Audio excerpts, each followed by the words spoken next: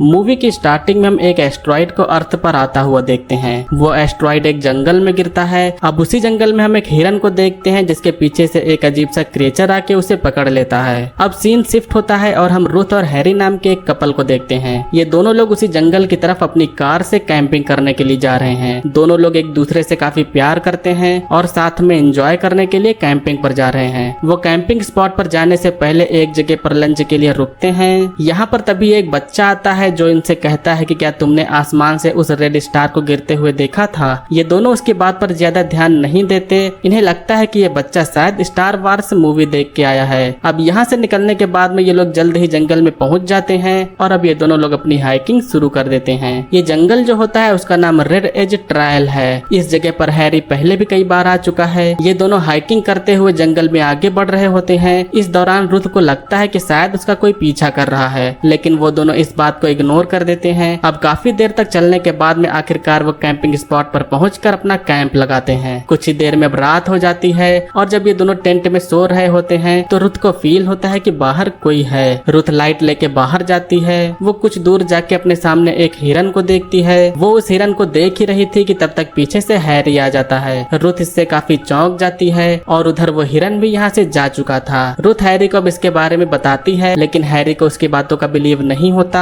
उसे लगता है कि रुथ शायद जंगल से डरी हुई है, लेकिन हैरी यहाँ पर पहले भी कई बार कैंपिंग के लिए आ चुका है, जिससे वो इससे काफी ज्यादा कॉन्फिडेंट है। अब अगली सुबह दोनों एक बार फिर से अपनी हाइकिंग शुरू करते हैं। यहाँ पर हैरी रुथ को एक बेहद ब्यूटीफुल स्पॉट पर ले जाता है। यहाँ से समुद्र का व्यू काफी अच्छा दिख रहा था। हैरी इस जगह को पहले से ही जानता था और वो रुथ को यहाँ पर लाना चाहता था। इस मौके का फायदा उठाते हुए अब हैरी रुथ को शादी के लिए प्रपोज करता है। हैरी रिंग निकालता है, लेकिन इस दौरान रुथ को पैनिक अटैक आने लगता है। वो काफी घबरा जाती है, जिसके बाद में उसे अपनी दवाई लेनी पड़ती है। एक्चुअली रुथ अभी इसके लिए रेडी नहीं है। उसे आइडिया नहीं था कि हैरी उसे प्रपोज करेगा, इसीलिए रुथ अभी उसके प्रपोजल को एक्सेप्ट नहीं करती है। हैरी ने जैसा सोचा था उसके साथ वैसा नहीं हुआ। रुथ की भी तबीयत बिगड़ गई, जिससे अब ये दोनों वापस जाने का फैसला करते हैं। अब ये दोनों वापस जाने के लिए निकल जाते हैं। कुछ ही समय में रात हो जाती है, जिससे आज की रात इन्हें फिर से टेंट लगा के इसी जंगल में रुकना पड़ता है। अब अगली सुबह रुथ जब जगती है तो वो देखती है कि हैरी यहाँ पर नहीं है। एक्चुअली हैरी वॉक पर गया हुआ है और उसने उसके लिए एक नोट भी छोड़ा है। अब रुथ इस जगह पर बिल्कुल अकेली होती है। वो इस दौरान अपने डॉक्टर को कॉल करने का ट्राई करती है, लेकिन इस जगह पर कोई भी नेटवर्क्स नहीं आ रहे थे। रुथ अब नेटवर्क्स को सर्च करते हुए कुछ आगे बढ़ती है। कॉल अब कनेक्ट हो जाता है, लेकिन रुथ बात किए बगैर फोन को डिस्कनेक्ट कर देती है। अब इसी दौरान वो पास में देखती है कि एक पेड़ के पास में एक हिरन मरा पड़ा हुआ है। उस हिरन के ऊपर कुछ अजीब तरह का लिक्विड लगा हुआ था।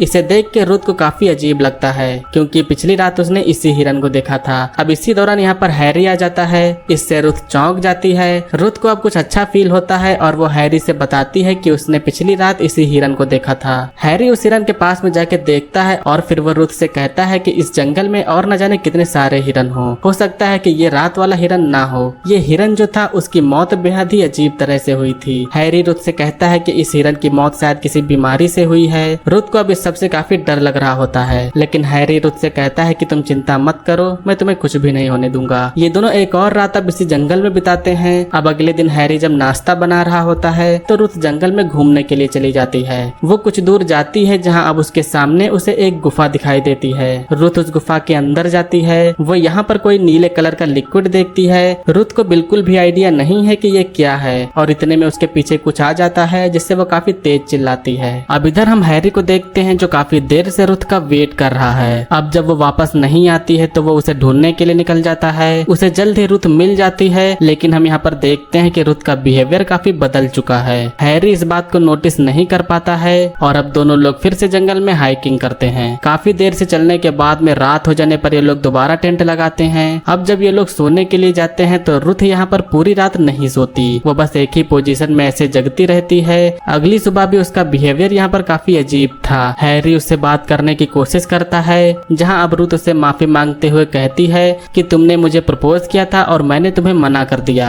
मुझे अपनी गलती का एहसास है। रुथ हैरी से उसे फिर से वही स्पॉट पर चल के वैसे ही प्रपोज करने के लिए कहता है। अब दोनों लोग दोबारा उसी स्पॉट पर जाते हैं। हैरी उसे शादी के लिए प्रपोज करता है और इस बार रुथ इसे एक्सेप्ट कर लेती है, लेकिन अब अचानक से रुथ हैरी को उस पहाड़ी से नीचे धक्का दे देती है। हैरी यहाँ पर मर जाता है और रुथ अब जंगल की ओर भागना शुरू कर देती है। वो भागते हुए काफी थक जाती है और भागते भागते अब वो बेहोश हो जाती है। अब यहाँ हाइकिंग करने के लिए एक कपल आया था जो वो दोनों रुथ को अब होश में लाते हैं। यहाँ पर नेटवर्क्स नहीं आ रहे थे जिससे वो पुलिस को उसकी हेल्प करने के लिए नहीं बुला सकते। अब ये दोनों फैसला करते हैं कि वो कल उसे यहाँ से लेके बाहर जाएंगे। रात हो जाने पर वो दोनों कपल टेंट लगाते हैं। रुथ अब कुछ ठीक लग रही थी लेकिन अब अचानक से वो उन दोनों पर नाइफ पॉइंट कर देती है। लेकिन ये चाकू उनके लिए नहीं था बल्कि यहाँ पर पीछे से हैरी आ जाता है। हैरी को देखकर रुथ काफी डर जाती है और अब वो यहाँ से भागना शुरू कर देती है। इधर हैरी अब इन दोनों कपल को मार देता है। इन्हें मारने के बाद में वो रुथ के पीछे भागता है। वो जल्द ही उसे पकड़ लेता है और उसे पकड़ने के बाद में उससे कहता है कि तुम्हें सब कुछ कैसे पता चला। वो बताती है कि जब वो गुफा में गई तो वहाँ पर एक नीले कलर का लिक्विड था। वहीं पर उसे हैरी की डेड बॉडी भी दिख गई थी। इसके बाद में उसे पता चल गया कि उसके साथ में जो हैरी है वो असली हैरी नहीं है। रुथ के सामने इस समय जो भी शख्स है वो एक एलियन है। स्टार्टिंग में हमने जिस एस्ट्रॉइड को गिरते हुए देखा था असल में वो एक स्पेसशिप थी और उसी में ये एलियन यहाँ पर आया था। ये एलियन किसी भी रूप में कन्वर्ट हो सकता है।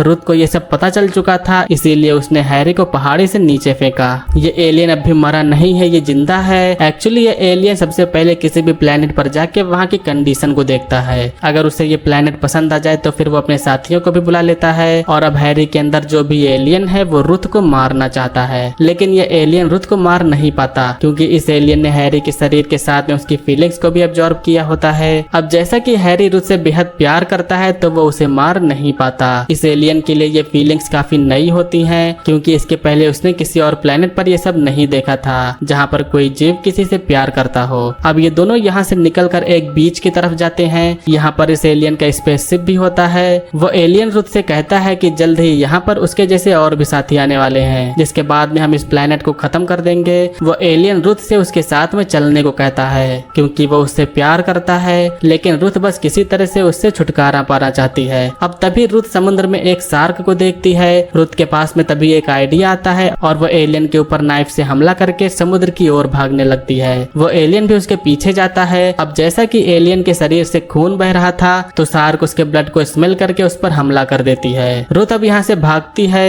वो भाग के उसी लोकेशन पर जाती है जहाँ पर इनका टेंट लगा हुआ था। इस दौरान रुथ को पैनिक अटैक आने लगता है लेकिन रुथ के पास में अब भी एक टेबलेट बची थी जिससे वो जल्दी से इस दवाई को अब खाती है। अब इसी दौरान यहाँ पर एक बार फिर से वो एलियन हैरी के रूप में यहाँ पर आ जाता है। वो एलियन जान चुका है कि वो उसे ऐसे एक्सेप्ट नहीं करेगी। उस एलियन के पास में अब भी एक रास्ता है। वो रुथ को उसी गुफा में ले जाता है। यहाँ पर वो एलियन अपने शरीर को अब रुथ में बदलने लगता है। ये उसकी प्रोसेस है जिसके जरिए अब ये पूरी तरह से रुथ में कन्वर्ट हो जाता है। लेकिन किसी के शरीर में कन्वर्ट होने पर सिर्फ उसकी बॉडी ही नहीं बल्कि उसके इमोशंस और यादें यहाँ तक कि उसकी बीमारी भी साथ में चली जाती है। वो एलियन अब रुथ की तरह कमजोर हो जाता है और साथ में अब उसे पैनिक अटैक आने लगता है। इस मौके का फायदा उठाते हुए असली रुथ उस पर हमला कर देती है। रुथ उसे पूरी तरह से कुचल के मार देती है और इसके बाद में अब रुथ यहाँ से जल्दी से निकलती है लेकिन उसे नहीं पता कि इस एलियन को मारना इतना आसान नहीं है। ये एलियन अपने आप ही हील हो रहा होता है। रुथ अब जल्दी से यहाँ से निकलकर अपने कार तक जाती है। वो यहाँ से निकलने लगती है लेकिन तभी रेडियो में किसी की आवाज आती है